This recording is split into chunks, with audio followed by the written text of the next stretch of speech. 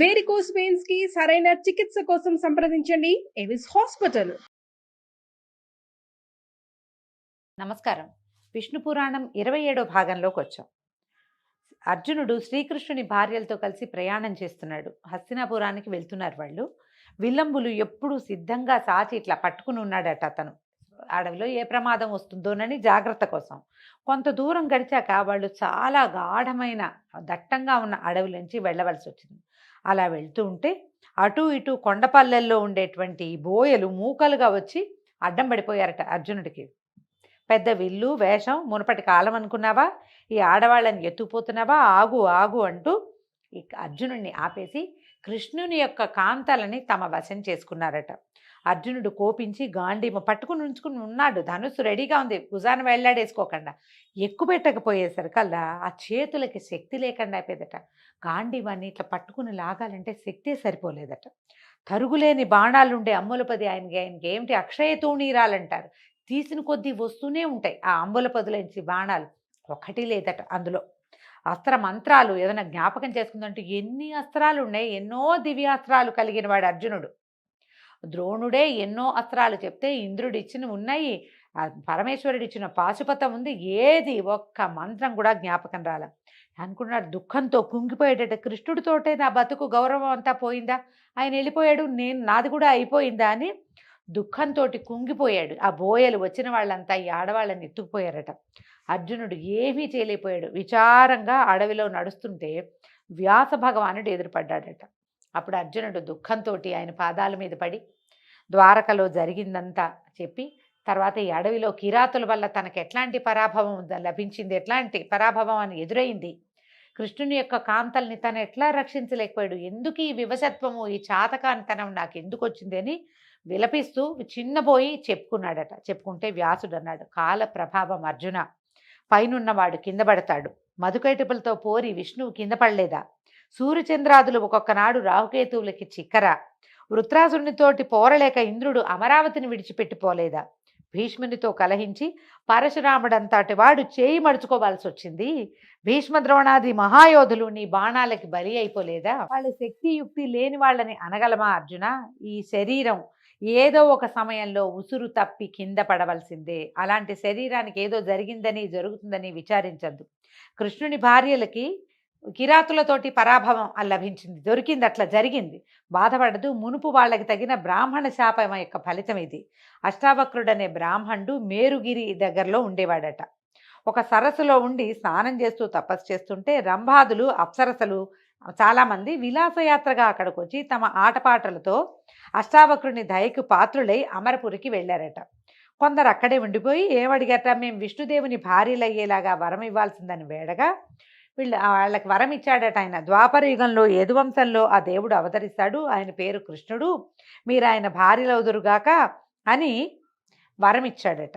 ఆ మర్నాడు ముని కొలంలో ఉండి స్నానం చేస్తుంటే ఆ చూసిన ఆ కాంతలు ఆయన యొక్క నీరసంగా సన్నగా ఉన్న శరీరం చూసి నవ్వుకున్నారట. ఈయన ఎంత సన్నగా ఉన్నాడు అని. అనేసరికల్ ఆయనకు కోపం వచ్చి, మీరు కృష్ణుని పరోక్షాన అంటే భగవంతుడు మిమ్మల్ని వదిలేసిన తర్వాత మీరు బోయల చేతుల్లో చెరలో పడుదురుగా కానీ శపించాడు. ఆ కాంతలు భయపడి మమ్మల్ని రక్షించు అని కాపాడేసరికి మానభంగం కాక ప్రాణత్యాగం చేసి అమరపురికి వెళ్దురు. కానీ బోయల చేతుల్లో పడిన కృష్ణుని యొక్క కాంతలు ఎవ్వరికీ మానభంగం కాదు, వాళ్ళు ప్రాణాలు వదిలేస్తారు. కానీ వాళ్ళకి ఇది జరగవలసి ఉంది. మరి అష్టావక్రుని శాపం ఊరికే ఎలా పోతుంది? ఆ ముని మాట ఇట్లా జరిగింది, వాళ్ళు ప్రాణాలు విడిచి వెళ్ళిపోయారు, నువ్వేం బాధపడద్దు, కలియుగం ప్రవేశించింది, ఇంకా మీరు ఈ నేల మీద ఉండకూడదు, తపస్సు చేసి పరలోకానికి వెళ్ళిపోవాలి. ఈ మాట ధర్మనందనుడికి కూడా చెప్పమని ఆ వ్యాస మహర్షి వెళ్ళిపోయాడట. అప్పుడు ఈయన ఏం చేశాడు, వజ్రుడితో కలిసి హస్తినాపురానికి వచ్చాడు. అప్పుడు ఈ జరిగిందంతా ఈ కృష్ణుని వృత్తాంతము, కృష్ణ పరమాత్మ ఎట్లా ప్రాణాలు విడిచిపెట్టి వెళ్ళిపోయాడు దుఃఖంతో అర్జునుడు చెప్పిన మాటలు అయితేనండి విష్ణు పురాణంలో ఎక్కువగా చెప్పట్లేదు, కానీ భారతంలోని మౌసల పర్వంలో అక్కడ కృష్ణుని యొక్క దుఃఖం ఎంత వివరంగా రాస్తారో. మన బంధువు, మన స్నేహితుడు, మన ఆప్తుడు, మన రక్షకుడు, మన ప్రభువు భగవంతుడైన కృష్ణుడు ఏ రకంగా తన శరీరాన్ని విడిచిపెట్టి వెళ్ళిపోయాడు అని నానా విధాలుగా విలపిస్తూ వాళ్ళ అన్నయ్యకి చెప్పుకుంటాడు. వ్యాసుడు తనకేం చెప్పాడో కూడా చెప్పాడట. వెంటనే ఏం చేశాడు ధర్మరాజు, అభిమన్యుని కుమారుడైన పరీక్షితునకు కౌరవ రాజ్యానికి పట్టం కట్టి ద్రౌపది భీమార్జున నకుల సహదేవులతో కలిసి తపోవనానికి వెళ్ళాడు అని కృష్ణ చరిత్ర చెప్పగా విని పరమానంద భరితుడైన మైత్రేయుడు పరాశరుడితోటి ఇట్లా అన్నాడట. గురువర్య, నీ దయ వల్ల వాసుదేవునికి సంబంధించిన విషయమంతా విన్నాను. హరిభక్త కలవాడని అయ్యాను.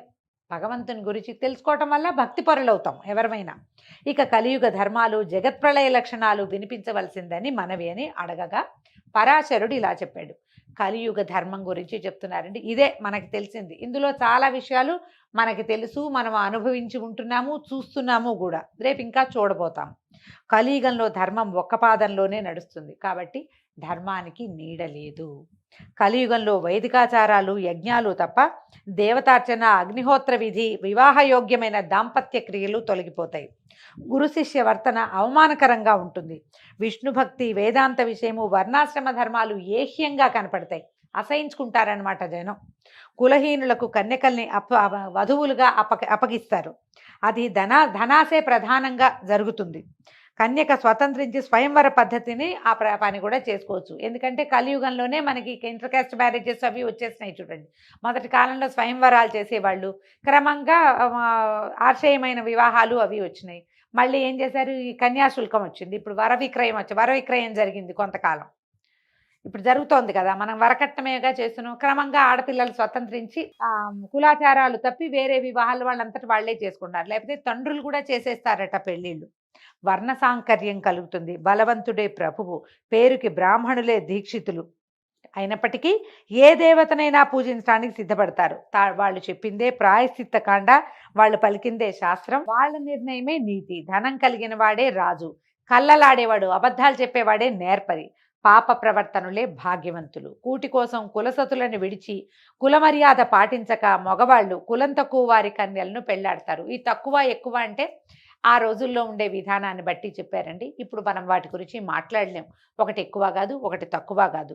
4 డబ్బులు వస్తాయంటే కొండంత ఆశతోటి అధమాధముండైనా ఆశ్రయించడానికి అన్ని జాతుల వాళ్ళు సిద్ధమవుతారు. కులానికి గుణానికి కలియుగంలో మన్నన ఉండదు. స్త్రీలు పతిభక్తి లేని వారే తమ ఇచ్చ వచ్చినట్టు ప్రవర్తిస్తారు. పిల్లల్ని ఎక్కువగా కని పేదరికంతో బాధపడుతూ ధన సంపాదనకై చెడు మార్గాలను నడుస్తారు. తల్లిదండ్రులను, అత్తమామలను, అన్నదమ్ములను, చివరికి కన్నబిడ్డల్ని కూడా విడిచి స్వేచ్ఛా జీవనలై 2 వంశాలకి అంటే పుట్టినింటికి మెట్టినింటికి కూడా మాయని మచ్చ కలిగిస్తారు.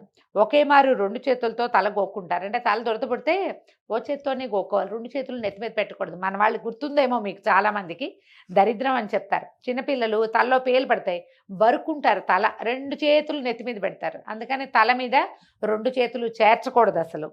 ఆ అబద్ధాల పుట్టలే పరుషవాక్కుల నోళ్లతోటి కలియుగాన ప్రవర్తిస్తారు. బ్రాహ్మణులు స్నానము, సంధ్యా జపము, వేదపాఠము విడిచి దురాచార పరులై కులజాతి ధర్మాలని ఒల్లక నీచంగా ప్రవర్తిస్తారు. పరిపాలకులు అన్యాయ ప్రవర్తన వల్ల వానలు కురవవు.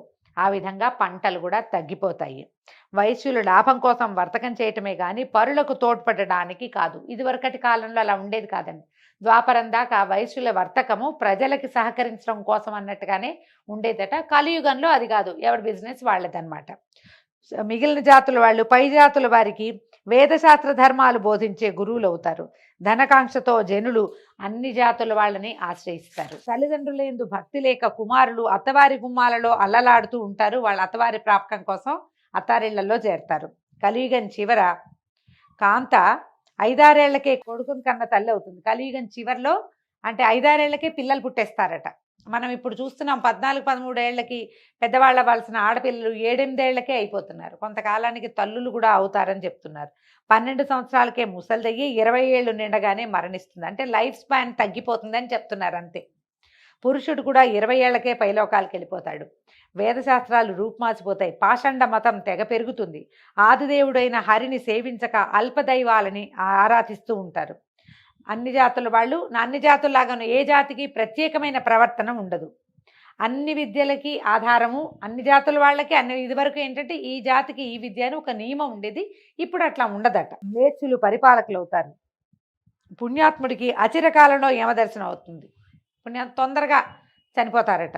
పాపకర్ముడు పాపి చీరాయువు అంటారు మన వాళ్ళు. పుణ్యాత్ములేమో తొందరగా పోతారు, పాపాత్ములేమో చిరకాలం జీవిస్తారు. అల్పబుద్ధి అలాగే అల్పమైన ఐశ్వర్యం తప్ప మంచి బుద్ధి, నిండుగా ఐశ్వర్యము ఉండవు. అయితే చెప్పవలసినటువంటి విశిష్టమైన వార్త ఏంటంటే, కృతయుగాదుల్లో ఎంతో ప్రయత్నిస్తే గానీ మేలు కలగదు. కలియుగంలో అది సులభంగా కలుగుతుందట. ఆ కలియుగంలో సులభంగా మేలు కలుగుతుంది. దీనికి ఒక కథ చెప్తారట. ఏమని చెప్తున్నారు? ఒక పూట మునులంతా కూడి తక్కువగా ధర్మక్రియలు, ఎక్కువగా ఫలితము ఎట్లా సాధ్యమవుతుంది అని చర్చించారట. వాళ్ళకి సమాధానం దొరకలేదట. పదండి వ్యాస భగవానుని అడగచ్చని బయలుదేరి వెళ్ళారు. గంగానది దగ్గరికి వెళ్ళారట. ఆ సమయంలో గంగానదిలో స్నానం చేస్తున్నారు. పరాశరుని కుమారులు కదా ఈయన వ్యాసులు. పరాశరుల వారు చెప్తున్నారు, మా కుమారుడు గంగలో స్నానం చేస్తున్నాడు. మునులంతా ఏం చేశారు? గట్టు మీద ఉన్న చెట్ల నీడల్లో కూర్చున్నారట. కూర్చుని ఉన్నారు. చూసి ఈ లోపల వ్యాస భగవానుడు అటు తిరిగి ఉన్నవాడు ఇటు తిరిగి చూసి వీళ్ళు కనపడేసరికల్లా స్నానం చేస్తూనే, ఏమిటి నాయనా ఇలా వచ్చారు అని కనుక్కున్నాడు. కనుక్కుంటే అప్పుడు వీళ్ళు ఏమన్నారు కరాక గట్టిగా, కలి సాధు శూద్ర సాధు స్త్రీ సాధు, కలి సాధువు, శూద్రుడు సాధువు, స్త్రీ సాధువు అని 3 సార్లు అని అనుష్ఠానం నెరవేర్చి వాళ్ళ వద్దకు వచ్చి అభివాదము ప్రత్యభివాదము పలకరింపులు అయినాక మునులు అడిగితే ఇట్లా అన్నాడట. స్నానం చేస్తూ వీళ్ళు అడిగారనమాట, నువ్వేమిటో స్నానం చేస్తూ శూద్రులు, కాంతలు, సాధులు అన్నావు, ఏమిటి నాయన, ఏమిటి ఆ తత్వం, అర్థం ఏమిటి అని అడిగేసరికల్లా వీళ్ళు ఏం చెప్పారు? కృతయుగంలో భక్తితో 10 సంవత్సరాలు ధ్యానం చేస్తే వాసుదేవుడు సంతుష్టుడవుతాడు. త్రేతాయుగంలో 1 సంవత్సరం యజ్ఞం చేస్తే మాధవుడు అనుగ్రహిస్తాడు. ద్వాపర యుగంలో నెల దినాలు భక్తితో పూజిస్తే శౌరి, కృష్ణుడే విష్ణుమూర్తి, సంప్రీతుడవుతాడు. కలియుగంలో నిర్మల భక్తితో మనసారా ఒక్కనాడు భజిస్తేనే చక్రధరుడు ఆనందిస్తాడు. ముందు చెప్పిన 3 యుగాలలోనూ ఎంతో శ్రమపడి సేవిస్తే వచ్చేంత ఫలితం అంత సంతృప్తిని కలిగించదు. కానీ కలియుగంలో అల్పమైన శ్రమతోటి అధికమైన సత్ఫలం కలుగుతుంది. కాబట్టి మేలైనది కలియుగము అని చెప్పాడట. వేదాలు చదివి దీక్షాపరులై యజ్ఞాలు చేస్తూ ఉత్తమ వ్రతాలు ఆచరిస్తూ దేవతల్ని అతిథుల్ని ఆరాధిస్తూ బ్రహ్మచర్యము కులాచారము తప్పకుండా పాటిస్తూ బ్రాహ్మణులు క్షత్రియులు వైశ్యులు శుచిగా ప్రవర్తించాలి. ఇప్పుడు చెప్పిన వాటిల్లో ఏ ఒక్కటి విడిచినా ఆ జాతుల వాళ్ళకి పుణ్యఫలితం రాదు. ఇక శూద్రుడు బ్రాహ్మణ సేవ చేస్తే పుణ్యఫలం అధికంగా పొందుతాడు. ఒకవేళ చేయకపోయినా వాడికి వచ్చే పాపం ఏమీ లేదట. మంచి చెడు కర్మలు, తాగవచ్చు కూడదు అని కట్టడి, ఇది తినచ్చు తినకూడదు అనే నియమం శూద్రునకు లేదు. కానీ పైజాతి వాడికి అన్ని నియమాలే ఉన్నాయట. ఉపవాసాలు, జపాలు, తపాలు, యజ్ఞాలు, దాన ధర్మాలు అనే నిర్ణయం శూద్రునకు లేదు. అవి చేయకపోయినా వాడికి పుణ్యగతులు కలుగుతాయి. అంటేనండి ఈ పాయింట్ ఎందుకు చెప్తున్నారంటే, ముందు యుగాలలో శూద్రులకు కూడా అంటే 4వ జాతి వాళ్ళకు కూడా ఖచ్చితమైన నియమాలు ఉండేవి, వాడు ఇలాగే ఉండాలి అని. ఇక్కడ లేదట, కలియుగంలో లేదని విష్ణు పురాణంలో చెప్పబడింది. ఇక స్త్రీ విషయం ఏంటంటే, మనసు మాట చేసే పని ఒకే తీరుగా ఉంటూ అనుకూలంగా పతిని సేవించే స్త్రీ అనాయాసంగా తన పతిని కూడా పుణ్యలోకానికి చేరుస్తుంది. ఆ మగువ సాధువని నేను చెప్తున్నాడనమాట. స్త్రీలు ఇలా ఉంటే కనుక సాధువుగా ఉన్నట్టు. యజ్ఞాలు, తపాలు, జపాలు, వ్రతాలు మామూలు చేయకపోయినా కూడా పరిశుద్ధమైన మనసుతోటి అనుకూలవతి అయి పతిని భక్తితో సేవించే ఇల్లాలు సాధువు. ఆడవాళ్ళు అన్ని పూజలు చేయాల్సిందే లేకపోతే లేదు, అలా ఏం లేదండి. హస్బెండ్ని అనుసరించి ఉండి అతనికి అనురూపంగా ఉన్నా కూడా ఆడవాళ్ళకి ఈ మోక్షం వస్తుందట అని చెప్పగా మునులంతా సంతోషించి, మహానుభావ, మేము అడగవలసినవి అడగక్కర్లేకుండానే నీ ఉపన్యాసం వల్ల మా సందేహం తీరిపోయింది. అంతేకాకుండా నీ మాట లోకానికి ఒక ధర్మపాఠం కూడా అయింది అని వ్యాసునికి నమస్కరించి తమ తమ నెలవులకి వెళ్ళిపోయారట. తర్వాత పరాశరుడు ఇలా చెప్తున్నాడు, మైత్రేయ, కలియుగంలో హరిభక్తి దివ్య మంత్రం. ఎంత బాగుందండి. కనుక శ్రీహరి అనుగ్రహం పొందటానికి దివ్య సాధనమైన ఆ మంత్రాన్ని నిశ్చలమైన భక్తితోటి మనసా జపిస్తూ ఉండు అని చెప్పగా అప్పుడు చేతులు జోడించి మైత్రేయుడు అన్నాడు, గురుదేవ, పరమ పవిత్రమైన శ్రీహరి చరిత్ర విన్నాను, ధన్యుడనయ్యాను. ఇంకా నా మనవి అడుగుతున్నాడు. ఇంకా కల్పాంతంలో జగానికి అపాయం ఎలా కలుగుతుంది, వాసుదేవుడు ఏం చేయబోతాడు, ఆ విషయం వినిపించవలసిందే అని అడగ్గా పరాశరుడు చెప్పాడు. మనకి సహజంగానే చెప్తారండి, కలో వెంకటనాయక అని. వెంకట అంటేనే పాపాలని ఖండించేవాడని అర్థం. కలియుగంలో విష్ణునామము అంటే వెంకటేశ్వర నామం, గోవింద అనుకోవచ్చు, బాలాజీని తలుచుకోవచ్చు. ఏ విష్ణునామ సంకీర్తనైనా మంచిది. గోవింద గోవింద 200 సార్లు గోవింద అనుకున్నా చాలు. గోవిందనామాలన్నీ చదవలేకపోయినా ఒట్టిగా గోవింద గోవింద అని చదువుకున్నా కూడా ఫలితం లభిస్తుంది. ఈ యుగానికి నామ సంకీర్తన వల్లే మోక్షం లభిస్తుంది, మనకి సులువుగా ఫలితం లభిస్తుంది. ఒకరోజు శ్రద్ధగా పూజ చేసినా మనకి కావలసిన ఫలితం లభిస్తుంది. ఎందుకంటే స్వామి ఇక్కడ మెలకువతోటే ఉండి మనని వింటాడని చెప్పబడింది. అయితే ఇప్పుడు ఈయన చెప్తున్నాడు కల్పాంతంలో ప్రపంచం ఎలా లయమైపోతుంది అనేది చెప్తున్నారు. బ్రహ్మకి మహాయుగాలు ఒక 1000 అయితే ఒక పగలైనట్టు. ఆ మర్నాడు హరి తమోగుణమూర్తి అయి రుద్రరూపాన్ని ధరిస్తాడు. చరాచర జగమంతా శక్తి క్షీణించిపోతుంది. 100 సంవత్సరాల పాటు వానే కురవదట.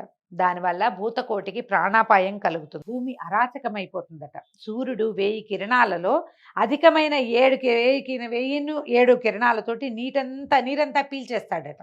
ముల్లోకాలుడు ఎక్కడా ఒక్క నీటి చుక్కైనా ఉండదు. ఆ 7 కిరణాలు కొంచెం కిందకి దిగగానే, అంటే 1000 అనకూడదు, 1000లో ఒక 7 కిరణాలతోటి పీల్చేస్తాడు. ఆ 7 కిరణాలు దిగేసరికల్లా ఆ వేడికి ప్రపంచం అంతా బూడిద అయిపోతుందట. వేడి కాలిపోతుందన్నమాట. అప్పుడు శ్రీహరి తాబేటి వీపు చిప్పలాగా అలాంటి రూపు కలిగిన వాడే ప్రళయాన్ని జ్వాలలు రాగేటట్టు జ్వాల పైకి రేగేలాగా పెద్ద మంట వచ్చేలాగా చేస్తాడట. అప్పుడు శేషుడు ఏం చేస్తాడు, తన విషంతో తన నోట్లోంచి వచ్చేటువంటి అగ్నితోటి పాతాళ లోకంలో ఉన్న జీవరాశిని దగ్ధం చేసేస్తాడు. ఆ దశలో అగ్ని వాయువు కలిసి విజృంభించక మహర్లోకాన ఉన్నటువంటి సనకాది మునులు ఆ మంటల్ని ఓరలేక అక్కడి నుంచి జనలోకానికి వెళ్ళిపోతారట. ఆ సమయంలో రుద్రరూపుడైన విష్ణువు తన ఊపిరి నుంచి సంవర్తన మేఘాన్ని పుట్టించి మెరుపులతో ఉరుములతో ఏకధారగా వర్షాన్ని కురిపిస్తాడు. ఆ వర్షం అగ్నిమంటల్ని చల్లార్చి భూవర్లోక పర్యంతము వ్యాపించి అంతా జలమయం చేస్తుంది. అంటే ముందు మంటలొచ్చి బూడిదైపోతాయి, తర్వాత వానొచ్చి అంతా జలమయం అయిపోతుంది. అప్పుడు హరి తన ఊపిరి చేతనే పెనుగాలి పుట్టించి 100 ఏళ్ల పాటు ఆ గాలిని అంతటా వ్యాపింపజేస్తాడట. తర్వాత హరి ఆ వాయువును తనలోకే తీసుకుని శేషసాయి అయి 1000 యుగాలు యోగ నిద్రలో ఉంటాడు. అలా ఉండగా సనక సనందనాదులు వచ్చి ఆ దేవుని వాసుదేవతత్వాన్ని కీర్తించగా ఆ రాత్రి గడిచిన తర్వాత మర్నాడు మేల్కొంటాడు. రాజసమూర్తి అయి బ్రహ్మరూపాన ఉండి ప్రజా సృష్టి చేస్తాడు. మైత్రేయ, దీనికి నైమిత్తిక ప్రళయం అని సంజ్ఞ. దీని పేరు అది, నైమిత్తిక ప్రళయము అని. ఇక ప్రాకృత ప్రళయం గురించి చెప్తారు. ఒకప్పుడు మా తాత, అంటే వశిష్ఠుడు చెప్పినటువంటిది అనమాట. మా తాత లోకాల తాత ముఖత, అంటే వశిష్ఠుల వారికి బ్రహ్మదేవులు చెప్పిన విషయం అట ఇది. మునుపు చెప్పిన నైమిత్తిక ప్రళయం లాగానే 100 సంవత్సరాలు వాన కురవదు, లోకాలకి మహోపద్రవం జరుగుతుందని వేరే చెప్పక్కర్లేదు. ఆ దశలో పంచమహాభూతాలకు సంబంధించిన గుణాలు ఒకదాంట్లో ఒకటి కలిసిపోయి, అంటే పృథివీ తేజో వాయు ఆకాశాలు వరుసగా ఒకదాని నుంచి ఒకటి పుట్టినాయి కదా, కింద నుంచి ఒకటి దాంట్లోకి లీనమైపోతాయట. చివరికి అన్ని మహత్తులోకి వెళ్ళి కలిసిపోతాయి. బుద్ధికి ఆధారమే మహత్తు. ఆ మహత్తుతో సహా ప్రళయం సంభవించి అన్నీ సముద్రంలో కలుస్తాయట.